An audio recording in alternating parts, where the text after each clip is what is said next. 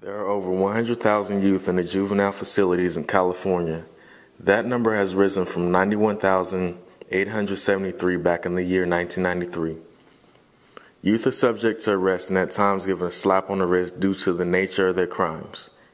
In other cases, they are given the harshest punishment possible. This is life behind bars, the juvenile justice system.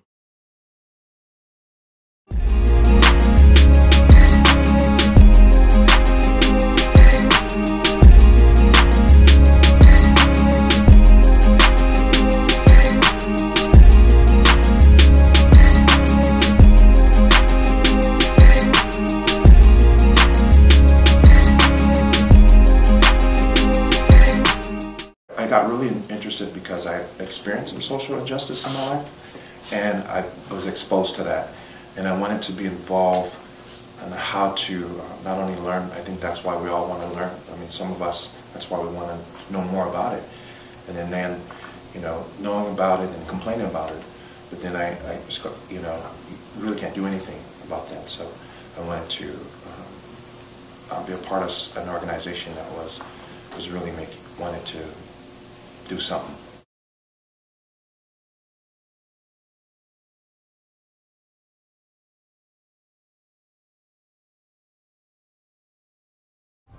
Mom. Mom comes into jail with him. Mom has to go home with him because he can't even make it through. As much as they love and care about you, you will eventually burn that bridge.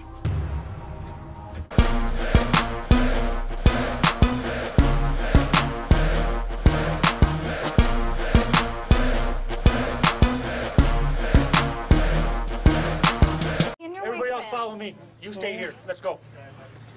You guys, go with them. Parents, go ahead. Time and again, children have shown the capacity to commit heinous crimes. So when should the decision be made to try kids as adults? Governor Jerry Brown wants to slam the gates on California's youth prison system. Most kids that get in trouble when they're teenagers don't turn out to be lifelong criminals. Most of them go through a rough patch, but they come out better on the other side. So we need to do things that aren't going to make them worse.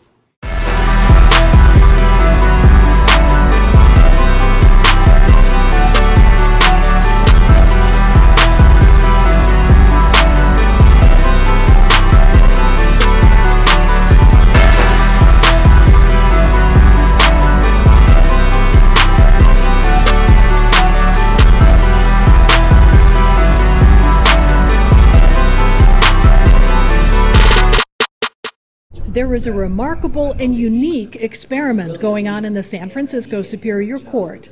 So the Honorable Tani Cantil Sakaue, Chief Justice of California, dropped in to see it for herself.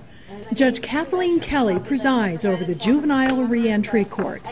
It is the only one of its kind in the nation, partially funded by a federal grant from the Department of Justice. Sometimes ugly history of California's youth prison system could soon be history. California's Division of Juvenile Justice has endured scandal after lawsuit in recent years.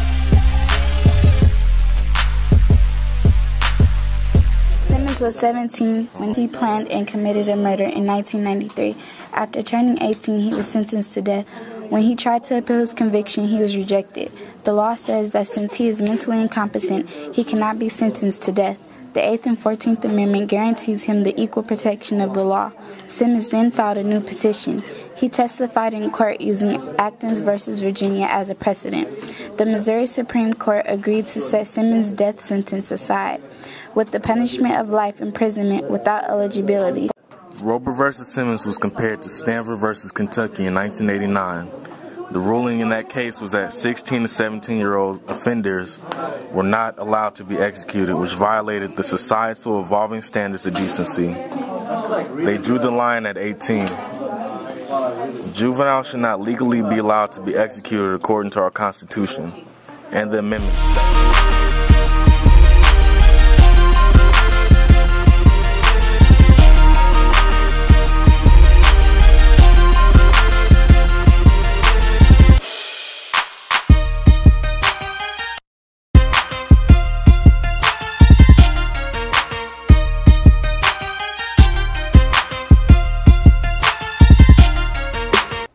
a growing debate affecting thousands of Oklahoma children. The Supreme Court will hear two cases, one involving a 13-year-old, 16-year-old, and a 10-year-old boy. Authorities in western Pennsylvania have charged 11-year-old Jordan Brown as an adult in last Friday's shooting death of 26-year-old Kenzie Marie Houck. The crime increasing in the early 90s, juvenile crime in particular, they started to send more kids to the adult system. The child's attorney says the boy doesn't really understand the severity of what he's been charged with.